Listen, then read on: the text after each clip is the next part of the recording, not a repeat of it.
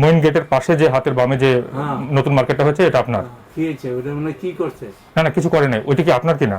না না ওটার মধ্যে মালিক অনেকজন আছে, আপনি ওটার মধ্যে কি হয়েছে বলেন।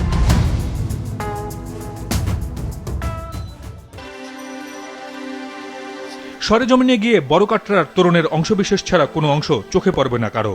স্থাপনার ভিতরে বাইরে অসংখ্য ছোট বড় স্থায়ী দালান কোঠা পুরো ঐতিহ্যকে গ্রাস করেছে চারদিক থেকে। মূল ফটক সংলগ্ন অংশটি ওয়াকফ করে দেয়া হয়েছে একটি মাদ্রাসার নামে। বছরের পর বছর ধরে এই অংশের বিভিন্ন অংশ ভাঙচুর করা হয়েছে, চলেছে নতুন নতুন কাঠামো নির্মাণ। চারপাশ জুড়ে পুরনো স্থাপনাটির কোনো অংশেই আর চোখে পড়ার কোনো উপায় নেই। প্রত্নতত্ত্ব বিভাগের তালিকায় বড় কাটরা একটি গুরুত্বপূর্ণ স্থাপনা হিসেবে স্থান পেলেও এখন পর্যন্ত এটিকে সংরক্ষণের তেমন কোনো উদ্যোগী চোখে পড়বে না। কোনো মনুমেন্টের বাফার জোন এখনো মিনিস্ট্রি অফ কালচার ঠিক করতে পারেনি। এটাই আমাদের কর্তৃপক্ষের ব্যর্থতার কারণে আমাদের যে অমূল্য যে প্রত্ন সম্পদ ঐতিহ্য সেগুলো আমরা প্রতিদিনই হারাচ্ছি। বড়কাটরার ভিতরে বিভিন্ন অংশে মালিকানাধীন জমি, অর্পিত সম্পত্তি এবং ওয়াকফ সম্পত্তি রয়েছে, কিন্তু স্থাপনা গড়ে উঠেছে নির্বিচারে। জমির মালিকানা এবং প্রত্নতত্ত্ব সংরক্ষণের বিষয়টি কতটুকু সম্ভব সেটি যাচাই করতে চেয়েছি আমরা। রাজুকের নিয়ম হলো যখন কোনো প্রপার্টি আপনি বানাতে যাবেন ওদের কাছে ল্যান্ড ক্লিয়ারেন্স সার্টিফিকেট নিতে হয়, এবং সেখানে আপনার জমির 250 মিটারের মধ্যে কোনো ঐতিহ্যবাহী স্থাপনা আছে কিনা সেটা আপনাকে উল্লেখ করে দিতে হবে, কারণ ওই 250 মিটার বাফার জোন। এবং এইখানে কিন্তু ওগুলো কোনো কিছু করে না, মূল স্থাপনার উপরে করে ফেলা হলো। বড়কাটরার চারপাশ জুড়ে অসংখ্য দোকানপাট ভাড়া দেয়া হয়েছে, রয়েছে গুদাম থেকে শুরু করে কারখানা পর্যন্ত। এই কাঠামোগুলোর পুরোটাই কিন্তু আসলে পরিবর্তন করা হয়ে গেছে, এবং আমরা দেখতে পাচ্ছি যে এই অংশগুলো একেবারেই নতুন ইট সিমেন্ট দিয়ে ভরে ফেলা হয়েছে, নিজেদের মতো করে মেরামত করা হয়েছে। এতে আমাদের পুরাকীর্তির যে সৌন্দর্যগুলো ছিল, যে স্বকীয়তাগুলো ছিল, যে নিদর্শনের জায়গাগুলো ছিল, যে স্থাপত্যের কারুকার্যগুলো ছিল, সেগুলো কিন্তু সবকিছুই ধীরে ধীরে নষ্ট হয়ে যাচ্ছে, ধ্বংস হয়ে যাচ্ছে।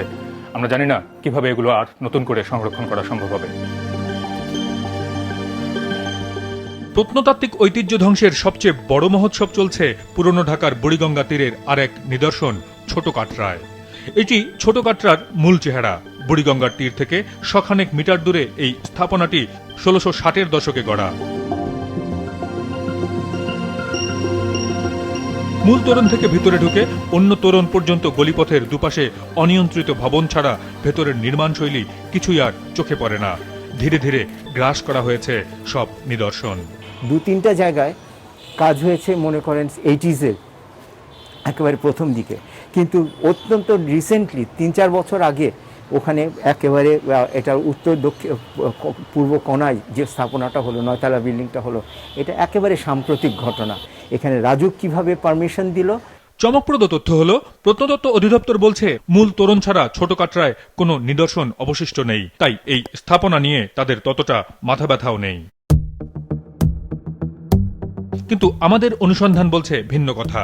পুরো ছোট কাটরার চারপাশ জুড়ে মাটির সমতলের নিচে এক একটি কুঠিরির অস্তিত্ব ওই এলাকার প্রায় সবারই জানা। সেগুলোর কোনো কোনোটিতে বাস করে স্থানীয় কিছু পরিবার, অন্যগুলো ব্যবহার করা হচ্ছে গুদাম হিসেবে।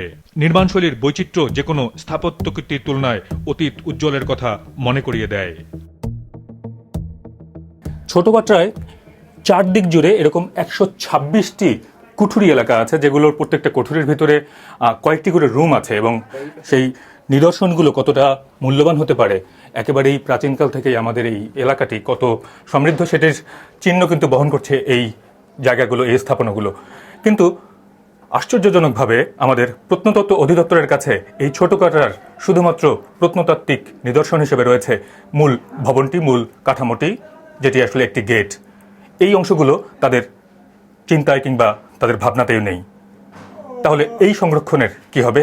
এই নিদর্শন আমরা কিভাবে সংরক্ষণ করব?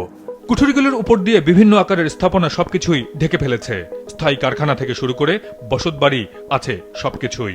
চারপাশ জুড়ে দখল আর দখলে ছোট কাটরার মূল অবয়ব অদৃশ্য।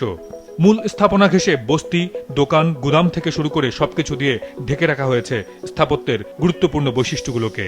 উত্তর পশ্চিম কোণায় তেমনই একটি গম্বুজ দেখতে গিয়ে দেখা গেল কতটা বিপন্ন আর দখলদারত্বের কবলে 360 বছরের পুরনো এই কাঠামো। প্রত্নতত্ত্ব বিভাগ কি জানে সেটা? ওরা কি এটার ব্যাপারে কোনো অবজেকশন দিয়েছে? হয়ে কান বন্ধ করে বসে আছি, অথবা উট পাখির মতো মাথা গেঁথে বসে আছি, আমি কিছু জানি না। ছোট কাটরার ভেতরে বাইরে মূল কাঠামোকে আটকে কিংবা ধ্বংস করে যেসব ভবন নির্মাণ করা হয়েছে সেগুলোর বৈধতা কতটুকু সেটিও খুঁজে দেখতে চাই আমরা।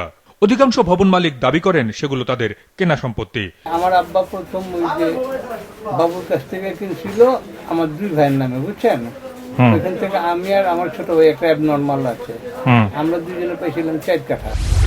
কিন্তু বিভিন্ন রেকর্ড ঘেটে আমরা এমন অনেক ভূসম্পত্তির খোঁজ পেয়েছি যেগুলো বিভিন্ন সময়ে অর্পিত সম্পত্তি হিসেবে তফসিলভুক্ত হয়েছে, যা বিক্রি করা যায় না।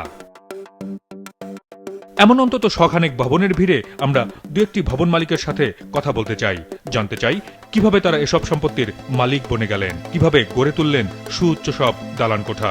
কাটরার মূল তোরণ ঘেঁষে 8 তলা এই ভবনটিও তেমনই একটি ভবন। মালিকের খোঁজে আমরা। বিল্ডিং মালিকের কোনো অফিস আছে এখানে? তাজমহল টাওয়ার এখানে গেলেই তো যে হাজি মুসলিমের অফিস খুলবে। অনেক খুঁজে পাশের এলাকা মৌলভীবাজারে দেখা মিলল মুসলিম হাজি নামের ওই ভবন মালিকের। আমি সিনেমা করতে পারবো, আমার তো এখানে মালিক না। আমি যতটুকু জানলাম যে ওই মেইন গেটের পাশে যে হাতের বামে যে নতুন মার্কেটটা হয়েছে এটা আপনার? কি হয়েছে ওটা? মানে কি করছে? না কিছু করে নাই, ওইটা কি আপনার কিনা? না ওটার মধ্যে মালিক অনেকজন আছে, আপনি ওটার মধ্যে কি হয়েছে বলেন। না আমি বলছি যে এই মালিকানাগুলো কিভাবে কি হয়েছে আর কি, সেটা আমরা বলতে পারবো না। আপনি ওখানে গিয়ে দেখেন কি হয়েছে, সাইডে যান, সাইডে ওই লোক যাইবে ওখানে, ওখানে কথা বললে ওখানে আছে লোক আছে।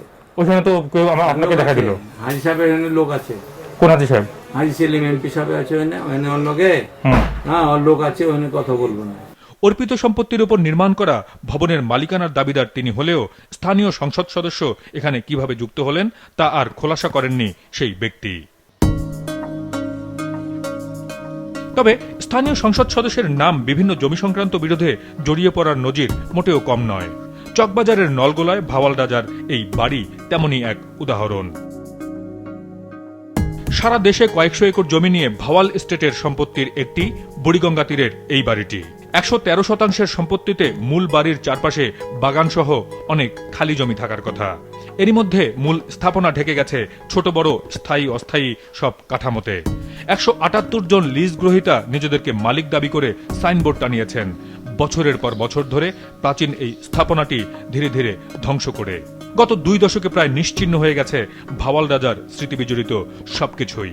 জমিদাররা কিভাবে ট্যাক্স কালেক্ট করতো, সেই ট্যাক্সের টাকা দিয়ে কি করতো, তারা কিভাবে জনকল্যাণ কাজ করেছে, কিভাবে মানুষকে অত্যাচার করেছে, সমস্ত বিষয় কিন্তু জমিদার বাড়ির মধ্যে এই স্থাপত্যের মধ্যে কিন্তু অনেকগুলো চরিত্র এখনো লুকায় আছে।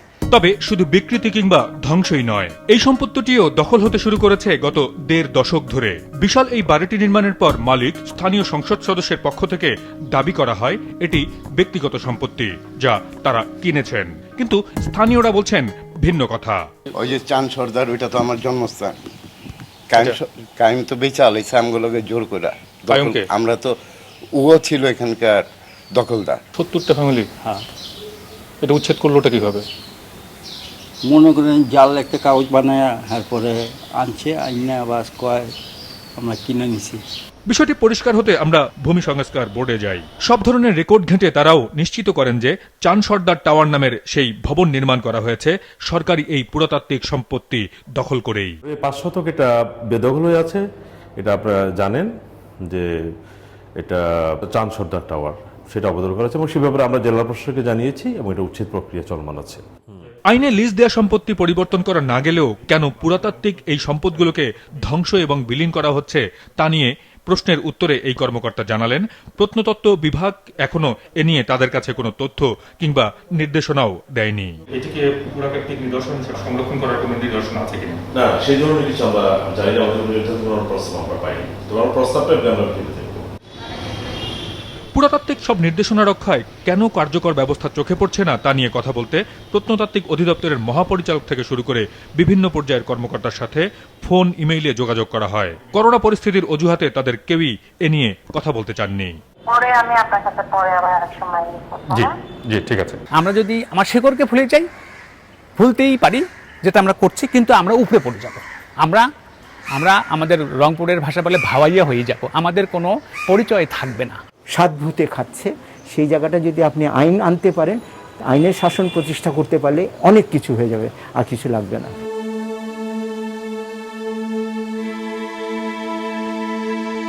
নগরায়নের চাপ কিংবা আধুনিকতার স্পর্শ সবই বাস্তবতা, কিন্তু যে ঐতিহ্যের উপর দাঁড়িয়ে বর্তমানের সবকিছু, সেগুলোকে ধ্বংস করার নজির খুব কম জাতিরই আছে। আইন আছে, প্রতিষ্ঠান আছে, নেই শুধু আইনের প্রয়োগ আর দায়িত্বশীল নজরদারি।